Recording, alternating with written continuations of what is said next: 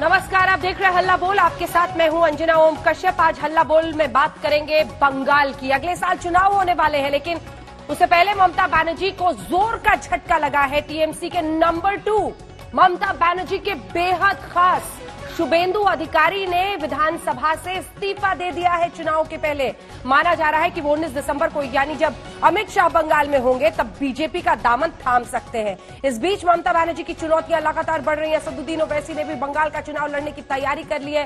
तभी हम पूछ रहे हैं कि ओवैसी शुभेंदु की बिसात क्या ममता दे पाएंगी मात? ये रिपोर्ट फिर चर्चा की शुरुआत।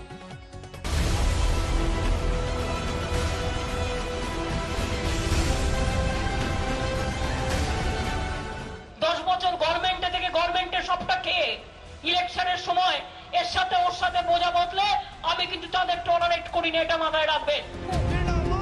ममता बनर्जी को अपनी पार्टी के बागियों पर निशाना साधे कुछ ही वक्त बीता था कि उन्हें जोर का झटका लगा। कभी दीदी के बेहद करीबी रहे शुभेंदु अधिकारी ने विधानसभा की सदस्यता से इस्तीफा दे दिया। हालांकि पार्टी की मुखिया को इस बात का अंदाजा था, क्योंकि शुभेंदु मंत्री पद पहले ही छोड़ चुके थे। अब कयास लगाए जा रहे हैं कि शुभेंदु अधिकारी 19 दिसंबर को अमित शाह के सामने बीजेपी का दामन थामेंगे। वो अप्रोच तो सबका ही करने चाहता है।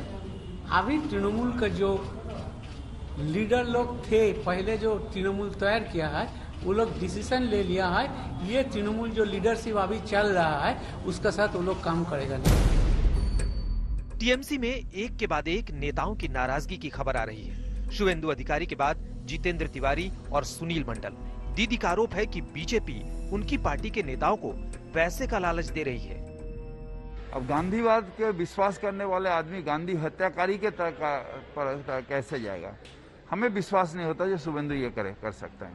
मैं बता सकता हूं अपने कितने कार्यकर्ताओं के पास आईपैक का फोन आया है, प्रशांत किशोर जी का कंपनी का, और उनका घर तक आके चाय पी के उनको कन्विंस करने का प्रयास भी किया है।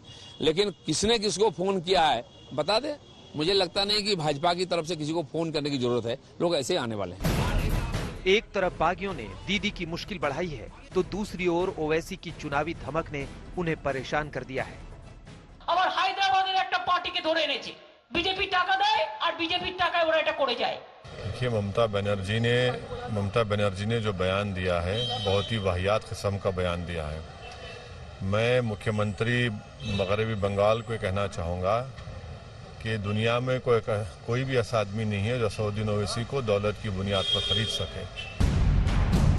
दरअसल पश्चिम बंगाल में ओवैसी के चुनाव लड़ने के फैसले ने दीदी को ठीक उसी तरह परेशान किया है जैसे बिहार में महागठबंधन की पार्टियों को परेशान किया था।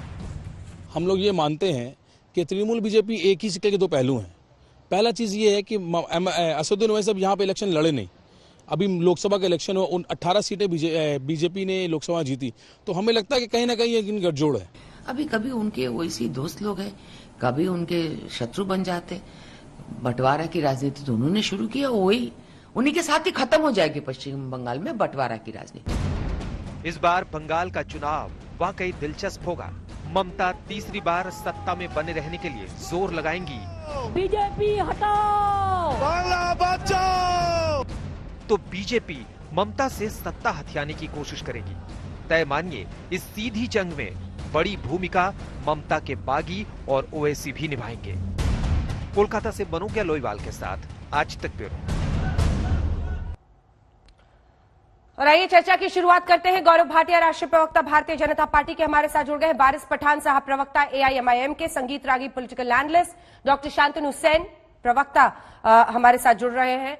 और तौसीफ खान, पॉलिटिकल एनालिस्ट और टीएमसी के समर्थक, हमारे साथ जुड़ रहे हैं। गौरव भाटिया जी, जो पिच आप बिछा रहे हैं उसमें ममता बनर्जी का कहना है कि आप एक तो असदुद्दीन ओवैसी को फील्ड कर रहे हैं, उनके तमाम करीबियों को अपनी तरफ खींच रहे हैं, यानी कि साम दाम दंड भेद, बदलाव होबे बदला भी होबे। ये दिलीप घोष वहां पर सिखा रहे हैं, बता रहे हैं बदला लेंगे। देखिए, लोकतंत्र में जब जनता बदला लेने पे आ जाती है ना अंजना जी, तो अच्छों को नानी याद आ जाती है। और आप मुझे बताइए, ये तो ऐसी ही वाक्य लग रहे हैं जैसे कांग्रेस बोलती है जब उनसे अपना घर नहीं संभलता और दूसरे लीडर छोड़ के जाते हैं तो वो कहती है भारतीय जनता पार्टी कर रही है। असल बात कुछ और है, मैं आपको बताता हूँ।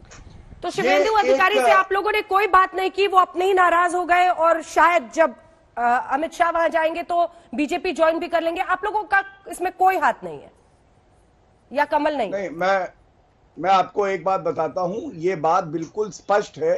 हाँ। कि आज भारतीय जनता पार्टी वो पार्टी है जिसके प्रति हर कोई आकर्षित है, क्योंकि हमारे पास मजबूत नेतृत्व है। नरेंद्र मोदी जी हैं, हमारे पास जेपी नड्डा जी हैं। जेपी नड्डा जी बंगाल गए, अमित शाह जी जाने वाले हैं, तो ये स्वाभाविक है कि बंगाल के लीडर ही नहीं, जनता भी आकर्षित हो। और उसकी वजह है क्योंकि हम स्वच्छ राजनीति करते हैं, हम विकास की राजनीति करते हैं। लेकिन एक मिनट के लिए बस समय दीजिएगा, ये है क्या मैं आपको बताऊं। आप ओवैसी जी का बयान सुनिए या ममता बनर्जी का, ये लोग ये खेल रहे हैं कि कौन बड़ा मुसलमान। असल में दर्द होगा ममता बनर्जी को। 10 साल से करीब करीब वहां पे ये मजहबी खेत लहला रहे थे और वहां पे फसल बोई जा रही थी नफरत की। अरे वो तो कह रहे हैं कि आपने प्लांट किया है, ओवैसी जी को आपने प्लांट किया है, जैसे बिहार में किया था और नुकसान पहुंचाया आपने महागठबंधन को, वैसे यहां पर भी वो आपकी टीम पे है। अच्छा, नहीं, ओवैसी जी तो ये कह रहे थे कि हमें भारतीय राजनीति की लैला समझ रखा है।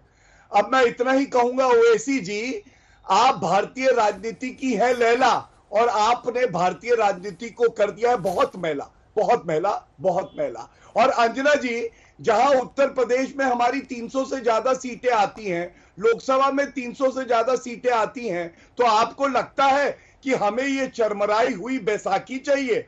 हम अपनी टांगों के बल पे दौड़ते हैं और हमारे सामने कोई खड़ा नहीं हो पाता क्योंकि हम में ईमानदारी है। ये बात पूरा देश जानता है। ठीक है, वारिस पठान जी, दोनों तरफ से, उधर ममता बनर्जी कह रही है कि आप बीजेपी के हाथों बिके हुए हैं, ये कह रहे हैं आप नफरत की फसल बो रहे हैं, मैला कर रहे हैं देश की राजनीति को। अंजना जी, सबसे पहले तो मैं ममता बनर्जी के इस वाहियात बयान का पुरजोर तरीके से खंडन करता हूं, कंडेम करता हूं कि इस तरह का बयानबाजी नहीं होना चाहिए। ये इन्होंने पूरी बिहार की जो जनता जिन्होंने हमारा विश्वास रखा था हम पर, हमको वोट देकर जिताया, ये उनका उन्होंने इंसल्ट किया। और ये ममता जी का एक बौखलाहट है, ये एक डर है, घबराहट है जो उनका पूरा पब्लिक के सामने आ रहा है। और ये भाजपा और ये टीएमसी दोनों एक ही सिक्के के दो पहलू है। मैं बताता चलूं आपको अंजना जी, आज इतने बरसों से ये लोग राज कर रहे हैं, क्या किया मुसलमानों के लिए लोगों ने बंगाल के अंदर, बताइए मुझे। मैं तो नहीं बोलता हूँ, इंपेरिकल डेटा है, इतनी सारी कमेटी की रिपोर्ट है, सच्चर कमेटी की रिपोर्ट है, रंगनाथ मिश्रा कमेटी की रिपोर्ट है। अरे सुनिए गौरव भाटिया जी, बोलने की ताकत रखते हो तो सुनने का भी गणपति बप्पा मौर्य, आपने कहा कि हम ये राजनीति, अरे मद्दू के साथ, अरे आपने कहा मैं अब विकास की बात करूंगा, ये चले जाएंगे कम्युनलिज्म पे।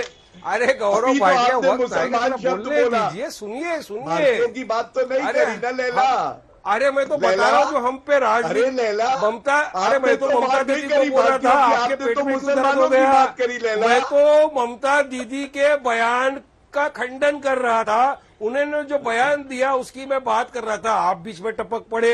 यानी आप दोनों का भी कुछ है क्या? आप तो पार्लियामेंट का चुनाव नहीं लड़े थे, क्यों 18 सीटें हार गए टीएमसी? हम क्यों हार गए ये लोग बताइए। अगर बीजेपी दुश्मन है, वारिस पठान जी, अगर बीजेपी दुश्मन है तो क्यों नहीं आप गठबंधन की कोशिश करते? क्यों नहीं ममता बनर्जी को अप्रोच करते? क्यों नहीं चाहते कि जो तथाकथित सेक्युलर पार्टियां एक साथ तो हाथ जोड़ लीजिए, अगर बीजेपी सबसे बड़ा दुश्मन है तो? देखिए अंजना जी, हमारी पार्टी ने बिहार के वक्त भी बात किया था, क्या हुआ? कुछ नहीं। ये लोग वही अंडर एस्टिमेट करते हैं और बाद में फिर इल्जाम हम पे लगाते हैं, हम बी टीम में, सी टीम में, डी टीम में। अरे ये सब पुराना हो गया। बिहार का डेटा पब्लिक के सामने, पब्लिक के डोमेन में आप देख लीजिए कि किसका वोट कटा, किसके वोट कटे। अरे हम तो हमारी बल के ऊपर जीत कर आए ना 5 सीटों के ऊपर, और हम तो हैदराबाद के अंदर भी आए थे, बड़े बड़े नेता इनके रोड शो कर दिया, सर्जिकल स्ट्राइक करने वाले थे, हमने तो डेमोक्रेटिक स्ट्राइक कर दिया। 51 सीटों पे गौरव भाटिया साहब सुनिए, हमने हमारे 5 हिंदू भाई बहनों को भी टिकट दिया था, जिसमें से 3 हमारे हिंदू भाई एहसान बहन किया था। जीत कर आए, और आपका सर्जिकल एहसान स्ट्राइक किया। का जवाब हमने डेमोक्रेटिक स्ट्राइक से दिया, और आपको वहां पे पता चल गया मैं क्या है उत्तर हम दे दूं। लोग, आप ना नाम चेंज करने आए थे, क्या हो गया, टाइटा फिश वापिस जाना पड़ा। अब बंगाल है, डेमोक्रेसी ने आपको अधिकार दिया है लड़ने का, हमको भी अधिकार दिया है लड़ने का। आप लड़िए, आप रिलीजियस पॉलिटिक्स करिए, हम विकास की बात करेंगे, लोगों को विकास चाहिए, हम बताएंगे एम्पेरिकल डेटा मैं कि उत्तर बंगाल देना के चाहता हूं मुसलमानों को नीला क्या जी। मिला एक अब तक, बंगाल के दलितों को क्या मिला है अब तक, हम एक बार पब्लिक तौसीफ के खान सामने बोलने फिर आ रही लाएंगे। हूं आपके अरे पास। पब्लिक हमको चाहती है, आज तक कोई ऑप्शन नहीं था। ममता जी अपने आप को समझ रही थी कि मैं ही सब कुछ हूं, उधर बीजेपी आगे बोले नहीं इनको वोट मत दो, इनको वोट मत दो। अरे पब्लिक को विकास चाहिए अंजना जी, और वो विकास सिर्फ मजलिस इत्तेहादुल मुस्लिमीन दे सकता है। बैरिस्टर असदुद्दीन ओवैसी की पार्टी विकास दे सकती है, जिसका जीता जागता सबूत है। आपने तो देखा हैदराबाद के अंदर, मैं तो गौरव भाटिया को सवाल पूछ पूछ के थक गया, जवाब नहीं दे रहे। बताइए मुझे मैं कोई उत्तर एक देना चाहता हूं, एमएलए अंजना जी, जिसने मैं अपने आपके इतने टाइम क्षेत्र बाद के आए हैं ना अंदर भारत जी। 14 स्कूलें एक खोली सेकंड हो, रुकिए। 5 अस्पताल खोले हो, मैं उत्तर मेडिकल देता हूं। कॉलेज खोले हो, कोई नहीं है। मगर मेरे पास एक वैसा शख्स है, ओवैसी ब्रदर्स, जिन्होंने हैदराबाद में करके दिखाया। ठीक और है, हम चाहते हैं कि एक देश बार में एक बार हम इसी तरह तौसीफ खान साहब, तौसीफ खान साहब, आपने असदुद्दीन ओवैसी का ट्वीट पढ़ा है, काम करें ठीक है, हम लोग, ठीक है। मगर ये लोग ठीक है, एक बार तौसीफ खान साहब, आपने असदुद्दीन ओवैसी का ट्वीट पढ़ा है जो ममता बनर्जी के इस बयान पर उन्होंने लिखा है। उन्होंने लिखा है कि अब तक आपको आदत थी हां में हां मिलाने वाले मीर जाफर और सादिक की, आपको मुस्लिमों से, ऐसे मुस्लिमों से नफरत है जो अपने दिल की बात करते हैं, जो आपके हां में हां मिलाए, वही आपको चाहिए। और इसीलिए वो कह रही हैं कि ये जो वोट कल्चर उन्होंने लिखा है कि ये जो वोट कल्चर आपने चला रखा है, मुस्लिमों के मसीहा बने हुए हैं, उसको वो चुनौती दे रहे हैं। देखिए, हर कोई पार्टी अपना अपना एजेंडा लेकर के आती है, चुनाव में अपना अपना इश्यूज खड़ा करती है। एक तरफ आप देखेंगे कि बीजेपी है, वो भी कम्युनल इशू खड़ा करती है। दूसरा, आपने ट्वीट का रेफरेंस दिया, वहां पे भी कम्युनल इशू ही मुद्दा ही दिखता है। आप देखिए कि ममता बनर्जी क्या कहकर लोगों से वोट मांगती है। क्या ममता बनर्जी ये कहती है कि मैं ममता बनर्जी हिंदू हूं, मुझे वोट दो? वो ऐसे नहीं कहती।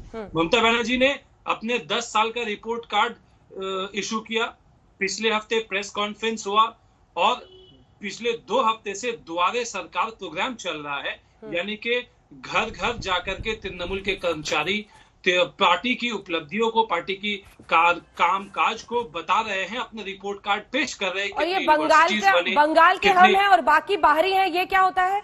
मैं उत्तर ये दे क्या दूं। हिंदुस्तान में रहते हुए कोई बाहरी हो जाता है दूसरे राज्य का? नहीं, क्या है? बाहरी किस सेंस में? पेशे देखिए, से बाहरी वकील ऐसे हैं, हो इनसे जाते पूछिए। हैं। बंगाल को बाहरी- गुजरात बाहरी- नहीं बनने दूंगी, ये क्या होता है? देखिए, बाहरी वो हो नड्डा जाते हैं चड्डा जो बड्डा दिमाग से पड्डा, ये पैदल क्या होते होता हैं। है? देखिए, नड्डा चड्डा वड्डा जो उन्होंने बोला है, उससे पहले आपको अंजना जी शायद लगता है कि मालूम नहीं, क्योंकि मीडिया में इसको सेंसिटाइज भी किया गया था कि दिलीप घोष ने पर्सनल रिमार्क किया था ममता बनर्जी पे, बहुत ही आपत्तिजनक स्टेटमेंट दिया था, उन पे पर्सनल एक गाली दिया था, जिसको लेकर के मीडिया, इतनी बुरी बात थी कि मीडिया में उस बात को रिपीट नहीं किया गया। बोलिए, क्या किसी बड़े नेता ने उनके इस स्टेटमेंट का खंडन किया? नहीं खंडन किया। इन्हें यह तो सुनाई देता कि मैं उत्तर दे नड्डा दूं। साहब को उन्होंने नड्डा चड्डा कह दिया, लेकिन उन्हें यह नहीं सुनाई देता कि उन्होंने एक महिला पे किस तरह का शब्द यूज किया, और वो भी ऐसे जो कि बीजेपी स्टेट के चीफ है। ऐसे नेता ने ऐसी बात कही है, जो आए दिन कहते हैं मारपीट होगा, शमशान बना देंगे, ये कर देंगे, वो कर देंगे, बदला ले लेंगे। ये क्या तरीका है? ठीक है, रागी साहब से एक कमेंट ले लेती हूँ, फिर आपकी बात का जवाब दें। डराते कि मुसलमान से डरो, बंगाल में भी हिंदू मुस्लिम करके ही जीतेंगे, संगीत रागी जी, बंगाल में भी हिंदू मुस्लिम करके, इसीलिए असदुद्दीन ओवैसी का आना सूट करता है। देखिए, अभी तक तो नैरेटिव यही विमर्श यही रहा है कि मुस्लिम वोट बैंक है वो सेकुलर है, इसका उसमें डिवीजन नहीं होना चाहिए। वोट बैंक कॉमनल है, इसलिए उसका डिवीजन होना चाहिए। ममता बनर्जी ने आज ही कहा है कि भाई मुसलमानों का वोट जो है वो तो वैसे ले जाएगा, हिंदुओं का वोट बीजेपी को जाएगा, तो मैं क्या कच्चा केला चबाऊंगी? यानी वो पहले से मान करके चलती है, ये पहले से मान करके चलती हैं कि मुसलमानों के वोट बैंक पर उनका अधिकार है। देखिए, राजनीति का अपराधीकरण ऐसे ही हुआ था। पहले पार्टियां अपराधियों को अपने वोट के लिए बंदूक चलाने के काम सिखाती थी और अपने लिए वोट इकट्ठा करवाती थी। बाद में अपराधियों को लगा कि अरे जो मैं दूसरों के लिए लूटता हूं वो अपने लिए क्यों नहीं बूथ लूटूं, तो राजनीति में आ गए। इसी तरह से कांग्रेस पार्टी ने रैडिकलिस्ट इस्लामिस्ट लोगों को खड़ा किया, नए नए कई जिन्नाओं को खड़ा किया, हर प्रदेश में जिन्नाओं को खड़ा किया। अब उन्हीं में से एक ओवैसी निकल गए, उन्होंने पांव पर खड़ा किया था। अब ओवैसी जो है वो हर जगह जो जाकर के सेकुलर वोट में दरारें डाल रही हैं।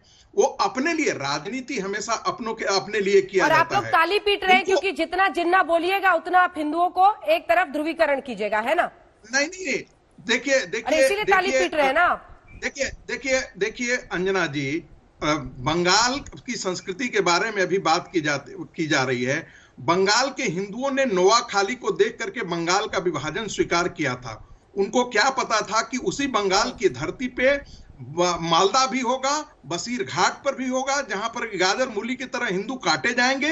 उसी बंगाल की धरती पर दुर्गा पूजा की प्रतिमा विसर्जित नहीं की जाने दी, उसी बंगाल की धरती पर प्रतिमा विसर्जित नहीं की जाने दी जाएगी। उसी बंगाल की धरती पर वहां मुसलमानों के लिए, जिन लोगों ने बंगाल का विभाजन किया, उनके इमामों के लिए वेतन मुहैया कराया जाएगा। ये बंगाल की संस्कृति नहीं थी। बंगाल की संस्कृति में कुरान नहीं है, बंगाल की संस्कृति इस्लाम की संस्कृति नहीं है। बंगाल की संस्कृति देवी की संस्कृति है, भगवती की संस्कृति है, जगदम्बा की संस्कृति है। उनको उस संस्कृति पर 30% लोग, और वो भी बाहरी बंगाल की संस्कृति, ठीक है, तो जवाब दे रहे हैं। देखिए, बंगाल की संस्कृति के बारे में ये कह रहे हैं, क्या ये भूल गए कि सती का विरोध, जो पति के साथ पत्नी को चिता में जला दिया जाता था, ये सती का विरोध बंगाल में हुआ। बंगाल ने रास्ता दिखाया है। आप बंगाल को आकर बंगाल के मुसलमानों से नहीं है कि कल्चर, बंगाल की संस्कृति, बंगाल के मुसलमान चाहते हैं तो बंगाल सती का विरोध बंगाल के मुसलमानों ने कहाँ हुआ, प्रदेश के लिए वोटिंग किया था, हमें भूलना नहीं चाहिए। 1947 में इस देश का विभाजन में सबसे ज्यादा बंगाल ने झेला था, दुष्ट व्यवहार और इन्हीं मुसलमानों ने मुस्लिम लीग को वोट किया था, उनको खत्म किया। रविंद्रनाथ बदल दो, नोआखाली नेता कहते हैं जनगणना मन बदल दो, नोआखाली के बाद एक एक करके मालदा में आप वही काम कर रहे हैं, बसीर घाट में आप वही काम कर रहे हैं।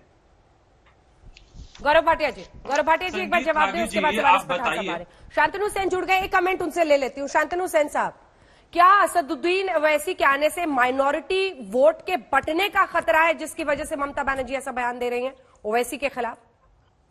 देखिए, सबसे पहले तो हम ये कहना चाहेंगे कि भारतीय जनता पार्टी को मालूम है कि लोकसभा या राज्यसभा में being the third largest political party in the country, all India Trinamool Congress, अगर अपोजिशन का कोई वॉइस है तो ममता बनर्जी का वॉइस है। इसलिए ममता बनर्जी को किसी भी हालत में दबाना पड़ेगा, इसीलिए बंगाल को किसी भी हालत में दखल करना पड़ेगा, चाहे वो मनी पंप करके हो, चाहे वो एजेंसी में काम लगा के हो, चाहे वो हॉर्स ट्रेडिंग करके हो, या चाहे वो मीम जैसा कोई ऐसी पार्टी को यहाँ पर भेज के जो माइनॉरिटी वोट को काट करे, इसको माइनॉरिटी वोट को डिवाइड करे, इसका हैसियत के लिए और इसका सोच लेके इसको भेजना पड़ेगा। लेकिन एक बात अच्छी तरह जान लीजिए, 2011 में जब ममता बनर्जी जी ने चीफ मिनिस्टर बनी थी, उसका पहले जस्टिस सच्चर का एक रिपोर्ट निकला था, जो जस्टिस सच्चर का रिपोर्ट में ये अच्छी तरह दिखाया गया था। It was very clear in justice Sachar report that the condition of the minorities in West Bengal was perhaps the poorest in the country। तब से लेकर आज तक पिछले 10 साल में माइनॉरिटीज के लिए और सब कास्ट के लिए, सब रिलीजन के लिए एंड माइनॉरिटी के लिए स्पेशली, क्योंकि जस्टिस सच्चर का रिपोर्ट माइनॉरिटी का ऊपर था, माइनॉरिटी के लिए जितना डेवलपमेंट ममता बनर्जी जी ने की है, एक भी माइनॉरिटी ममता बनर्जी छोड़ के और किसी को सोच नहीं सकती है। और स्पेशली ये बिहार का जो इलेक्शन हो गया, माइनॉरिटी क्या किए हुए, ये माइनॉरिटी क्या लगा रखा है, ये देश के माइनॉरिटी का देश है क्या? माइनॉरिटी से देश चलेगा क्या? आपको आदत है, बीच में मत बोलिए प्लीज। और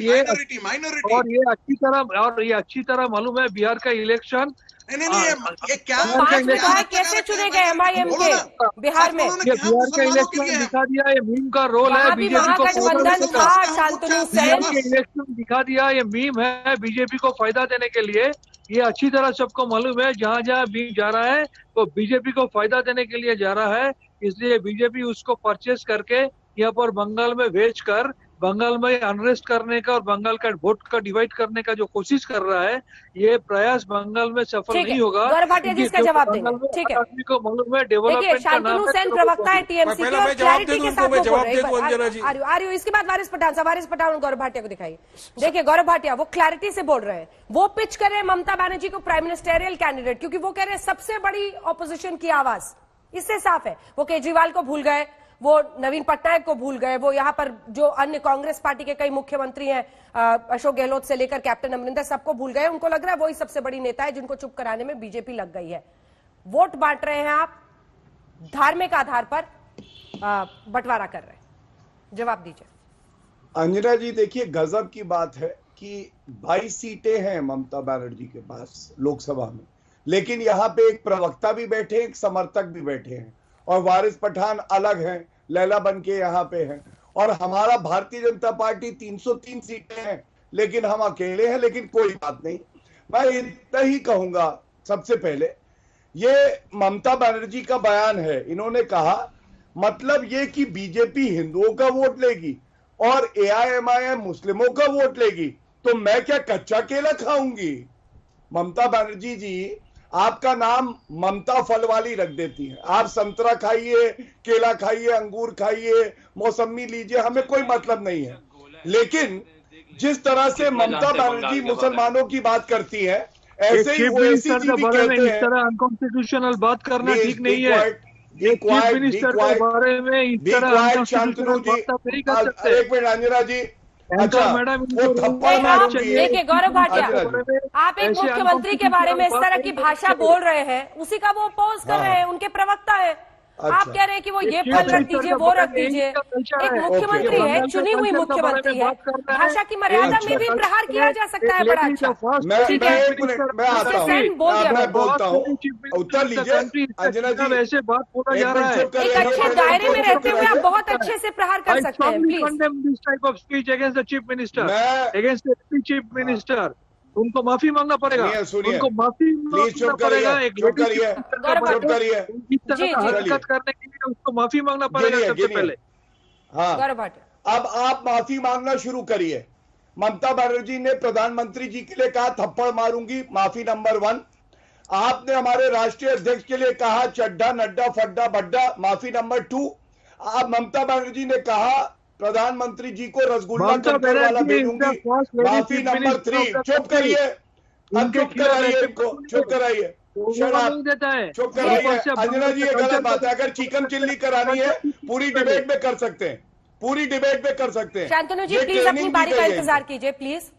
हाँ ओके, थैंक यू। अब मैं एक मैं बड़ी बात आपसे कहता हूं, ये मुसलमान कौन बड़ा मुसलमान खेल रहे हैं। मैं भी कहता हूं जय श्री राम। ममता बनर्जी कहती है चमड़ी उधेड़ दूंगी, मुसलमानों को कहती है ये दूध देने वाली गाय है, इनकी मैं दुलत्ती भी खा लूंगी। तो आज मैं कहता हूं हर हर महादेव। सारे हिंदू देख रहे हैं, अगर सारे हिंदू भी ऐसे सोचने लगे और एकजुट हो जाए तो इनकी हवा निकल जाएगी, सुपड़ा साफ हो जाएगा। हमारा देश धर्मनिरपेक्ष है, जहां हम विकास के मुद्दे पे वारिस पठान साहब जल्दी से एक कमेंट इस पर, जल्दी से एक कमेंट, फॉरेन ब्रेक के लिए जाना है, जल्दी से एक कमेंट। और आज तो लग रहा है कि आप दोनों टीएमसी पर जिस तरह से टूट पड़ रहे हैं, लग रहा है वाकई एक तरफ है।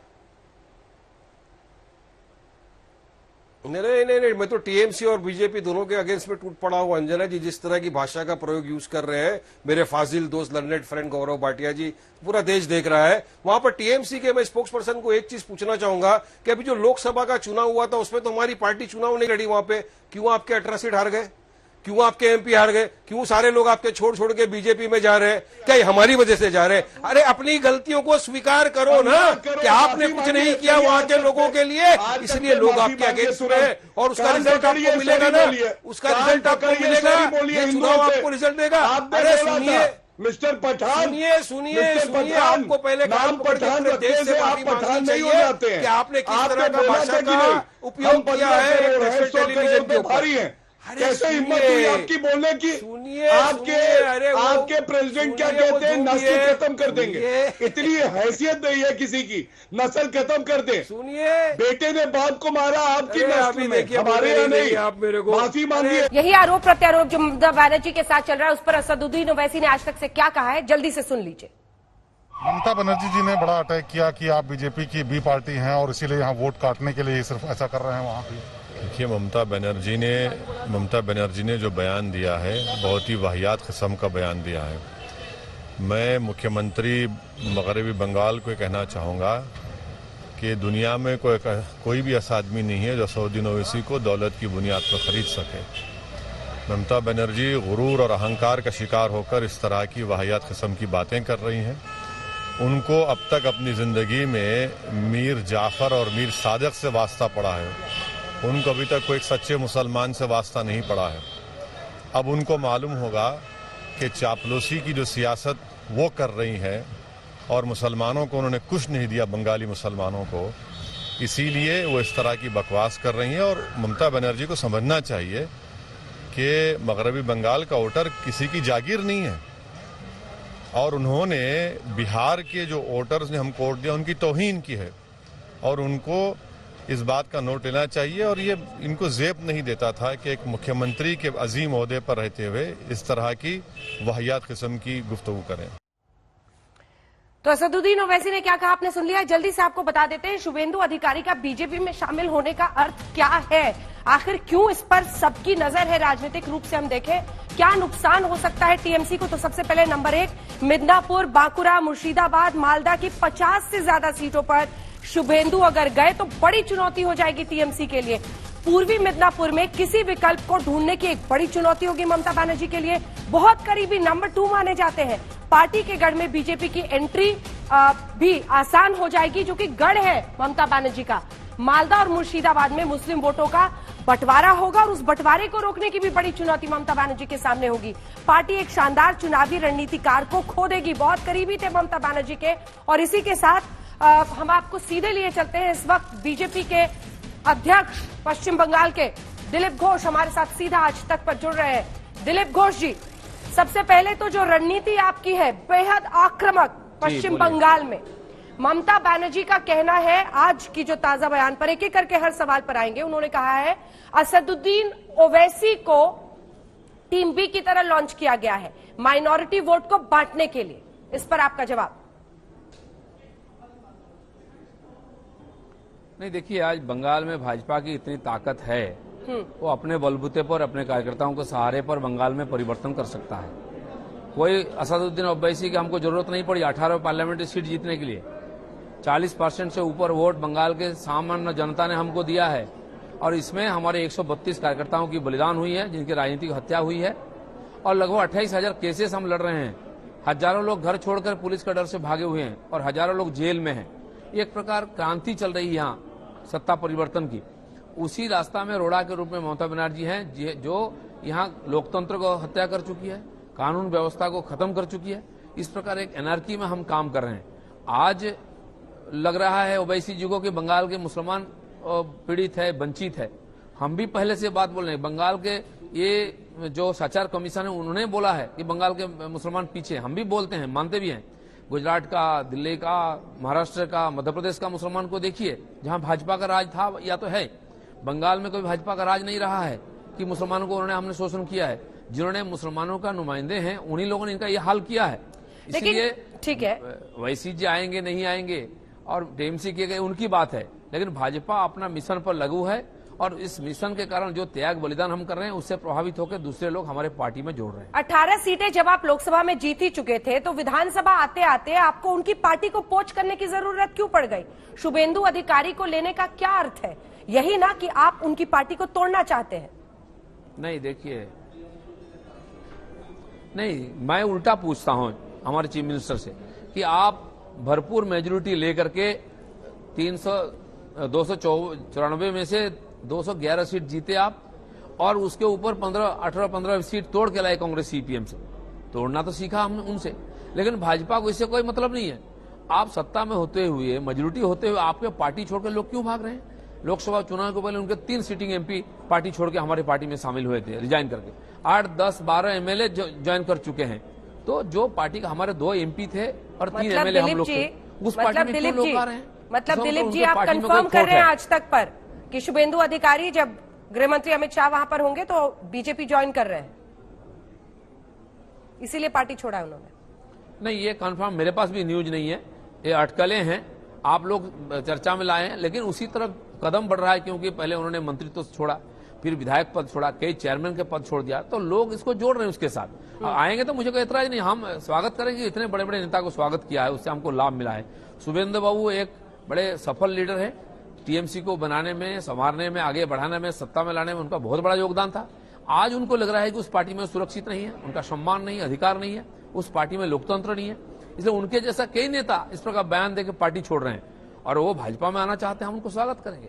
दिलीप जी, इतना आक्रामक तेवर अपनाने की क्या जरूरत है? जो आपके कार्यकर्ताओं की हत्या का आरोप है, उस पर मैं आऊंगी सर, लेकिन आप ही के कुछ बयान मैं आपको पढ़कर सुनाना चाहती हूं। आपने पहले कहा है कि बदलाव होगा, और साथ ही वो आप ही सुना दीजिए, आपने जो कहा है, मैंने आपके 3-4 बयान, बदलाव होबे, बदलो होबे, मतलब बदला भी लेंगे। राजनीति में बदला क्या चीज है सर? आप देख रहे हैं जब हिंसा का इतिहास रहा है जी, फिर ऐसे उकसाने की क्या जरूरत है? हमारे चीफ मिनिस्टर ने स्लोगन दिया था 11 में कि बदल होवे, बदला न हो, बदला होवे, बदल होवे, मतलब बदला नहीं लेंगे, बदल होगा। लेकिन आज उनसे ज्यादा बदला कौन ले रहे हैं? हमारे 132 कार्यकर्ताओं की जो मौतें हुई है, उन्हीं के कार्यकर्ता गुंडा और पुलिस के द्वारा हुआ है। मेरे ऊपर 6 बार आक्रमण, मेरा गाड़ी तोड़ा गया है, हमारे राष्ट्रीय अध्यक्ष को भी नहीं छोड़ा गया, उस दिन 4 नेताओं को चोट लगा, मेरे राष्ट्रीय नेताओं को 10-12 गाड़ियां तोड़ी गई है, 28,000 केसेस, फॉल्स केसेस, उसमें कौन सा केस नहीं है हमारे कार्यकर्ता? क्यों? हम भाजपा करते हैं, इसलिए हमारे ऊपर केस डाला जाएगा, घर में रहने नहीं देंगे, घर का खाना खाने नहीं देंगे, जेल में ठोस देंगे, और 4 थाने में केस एक साथ एक कार्यकर्ताओं के ऊपर। तो हमने बोला खाली बदल नहीं होगा, जिन लोगों ने कानून व्यवस्था को अपने हाथ में लिया है, संविधान को, लोकतंत्र को जो क्षत किए हैं, उनके साथ बदला भी हम लेंगे, और वो कानूनी ढंग से ही होगा। लेकिन दादा, उनका कहना है कि जहां पर भी किसी की मौत होती है या हत्या होती है, टीएमसी तो यही कहती है, वो कह रही है कि आप चले जाते हैं, उनको कहते हैं ये तो हमारे बीजेपी के कार्यकर्ता हैं। ये कहना है उनका कि आप लोग लाशों की राजनीति कर रहे हैं, इस पर क्या जवाब होगा? नहीं, लाश की राजनीति तो ममता बनर्जी ने किया है। जंगल महल में 200 किलोमीटर दूर कोई मारा जाता था, उसका लाश लेके कलकत्ता में जाम करते थे, रोड जाम करते थे। हमने इस प्रकार राजनीति नहीं की है। हमने आरोप लगाया है, एक नौजवान कार्यकर्ता 22 साल का, उसको मार के पेड़ में टांग दिया जाता है, और उस लाश के नीचे एसपी खड़ा होकर बोलता है एक सुसाइड केस है। ना लाश को उतारा गया, ना हाथ लगाया गया, ना पोस्टमार्टम किया गया। और एक नहीं है, एमएलए को मार दिया गया है, एक से नेताओं को मारा जा रहा है, एक दिन हर 2-3 दिन में एक घटना होती है। दुर्गा पूजा के समय भी 6-6 लोगों की हत्याएं हुई है। तो अगर हम आरोप लगाते हैं कि बेबुनियाद, और एक का भी सजा किसी का हत्याकारी को नहीं हुई है, हर रोज यहाँ बलात्कार और हत्याएं होती महिलाओं की, किसी पर ना तो चार्जशीट है, ना तो किसी को सजा है। इसका मतलब ये सरकार की पॉलिसी बन चुकी है, भय पैदा करके, हिंसा करके सत्ता पर काबिज रहना। आप कह रहे हैं कि सरकारी तंत्र, अफसर सब जानबूझकर बीजेपी को टारगेट करते हैं या बीजेपी को किसी न किसी तरीके से नुकसान पहुंचाते हैं। वो तो कहती है कि राज्यपाल तक बीजेपी की भाषा बोल रहे हैं। नहीं, जो बात इसे यहाँ किसी को उठाने की हिम्मत नहीं है, आपका मीडिया को भी हिम्मत नहीं है। उनको उठाकर रात 12 बजे थाना में बंद कर दिया जाता है, 6-6 घंटा उनका पूछताछ किया जाता है बिना मतलब का। क्या इशू था? नहीं, जो अम्फान का तूफान आया उसमें 1000 करोड़ रुपया प्रधानमंत्री चीफ मिनिस्टर को दिया था, वो पैसा लूट गया, टीएमसी के जितने कार्यकर्ता का खाते में चला गया। ये विषय उठाया किसी मीडिया ने, उनके ऑफिसर को लेकर रात भर थाने में बंद करके उनको पूछताछ किया गया, कुछ नहीं है। तो इस प्रकार डराने का जो डर का वातावरण बना है, किसी ने उसका और खंडन नहीं करता, कोई आवाज नहीं उठाता है। अगर गवर्नर यहाँ आकर के, वो संविधान का प्रतिरूप है, वो इस प्रकार विषय पर उंगली उठाते हैं तो उसमें दोष क्या है? इनके पास उसका कट नहीं है। उनको व्यक्तिगत रूप से आक्रमण करते हैं, अपमानित करते हैं, उनके बारे में क्या क्या भाषा प्रयोग करते हैं, खुद ममता बनर्जी करती हैं। तो यहाँ तो मैंने सौजन्य भी नहीं है, नीति भी नहीं है, संविधान नहीं है, लोकतंत्र कुछ भी नहीं है। और इसलिए इस परिस्थिति में हम काम कर रहे हैं, तो हमारी भाषा मीठा निकलेगा, ऐसे कैसे उम्मीद कर सकते हैं आप? लेकिन आप ममता बनर्जी को कई वर्षों से देख रहे होंगे दिलीप घोष जी। एक सवाल आपसे पूछती हूँ, देखिए राजनीति तो होती रहती है, लेकिन उनकी भी एक संघर्ष की राजनीति रही है। वाम दलों के गढ़ को उन्होंने किस तरह से ललकारा, चुनौती दी, सत्ता में आई, लगातार एक लोकप्रिय मुख्यमंत्री के तौर पर वहां पर रही। आप लोग अब चुनौती दे रहे हैं। उनका ये कहना है कि बाहरी लोग, चूंकि आपके तमाम केंद्रीय नेता मंत्री सब पहुंच रहे हैं बारी बारी, कैलाश विजयवर्गीय ने वहां डेरा डाला हुआ है, आपके बीजेपी अध्यक्ष पहुंचते हैं बार बार, गृह मंत्री अमित शाह खास तौर पर बार बार पहुंचते हैं। वो कह रही हैं कि बाहरी लोग आकर बंगाल को गुजरात नहीं बनाने दूंगी, बाहरी लोग यहां पर आके बंगाल की फिजा खराब कर रहे हैं, हिंसा फैला रहे हैं। इस पर आपका जवाब? देखिए, मैं आपकी इस मत पर दिमत करता हूं कि बहुत बड़ा संघर्ष किया है। कोई भी नेता होता है चुनाव के लिए लड़ता है, मरता है, दूसरे लोगों को मरवा करके व्यवस्था पैदा करता है। एक विशेष परिस्थिति के कारण वामपंथियों के ऊपर लोग इतने नाराज थे, उनकी राज भी ऐसी घिनौना, ऐसे हिंसक था, उससे बचने के लिए लोगों ने दूसरे उनको माध्यम के रूप में लिया। ना तो ममता बनर्जी का कोई विचार है, न कोई कार्य पद्धति है, ना कोई संगठन है, ना कोई लोकतांत्रिक व्यवस्था है, पार्टी में कोई लोकतंत्र नहीं है। मजबूरी में लोगों ने उनको स्वीकार किया था। किसी ने उम्मीद नहीं की उन्होंने सोनार बंगला बना देंगे। आज वही हुआ सामने। आज भी संगठन नहीं है, केवल पुलिस के बल पर विरोधियों को रोक करके सत्ता उपभोग करना। अब देखिए 118 निगम और विधान परिषद, नगर परिषद का चुनाव बाकी है 1 साल, 1.5 साल, 2 साल से। क्यों नहीं चुनाव होता है? हैदराबाद में हो सकता है, राजस्थान में है, लद्दाख में और बोडोलैंड में हो सकता है। बंगाल में क्यों नहीं चुनाव करते हैं? 2-2 साल से लोगों को वंचित कर रखे हैं सेवा से। क्यों प्रतिनिधि नहीं है यहाँ? इसका मतलब आप डरती है कि चुनाव होने से भाजपा जीत जाएगा। जो लोकतांत्रिक व्यवस्था को सम्मान नहीं देती है, सुरक्षा नहीं देती है, उनको क्या किया जाए? तो इस प्रकार एक राज्य में हम राजनीति कर रहे हैं और हमारा राष्ट्रीय पार्टी है, हमारे राष्ट्रीय नेता नहीं आएंगे, प्रधानमंत्री नहीं आएंगे, राष्ट्रीय अध्यक्ष नहीं आएंगे, होम मिनिस्टर नहीं आएंगे, उनको बाहर ही कहा जाएगा।